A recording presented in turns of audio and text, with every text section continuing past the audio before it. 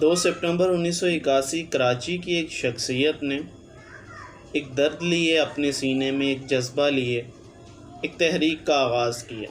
وہ درد کیا تھا؟ وہ جذبہ کیا تھا؟ وہ تھا لوگوں کی اصلاح، لوگوں کے عقائد کی اصلاح، لوگوں کے اعمال کی اصلاح۔ دیکھتے ہی دیکھتے اس مرد کلندر کی تحریک 40 سال کے کم ترین عرصے میں جو ہے وہ دنیا کے 200 سے زائد ممالک میں پھیل گئی اور قرآن و سنت کا پیغام عام کرنے لگی۔ اس تحریک کا نام کیا ہے؟ اس کے جو بانی ہیں ان کا نام کیا ہے؟ جی ہاں، اس تحریک کا نام دعوت اسلامی ہے اور اس کے بانی کا نام مولانا الیاس عطار قادری، جنہیں لوگ امیر اہل سنت کے نام سے بھی یاد کرتے ہیں۔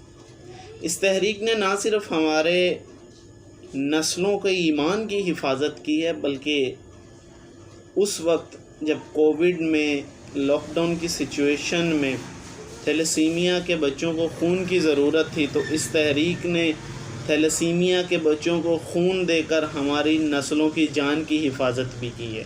اور صرف یہاں تک نہیں، جب دیکھا ماحولیاتی آلودگی کو تو اس تحریک نے الحمدللہ بے شمار جو ہے پودے لگا دیے، پلانٹیشن بھی کی، تاکہ اس سے ہماری نسلیں محفوظ رہ سکیں۔ شکریہ امیر اہل سنت، شکریہ دعوت اسلام۔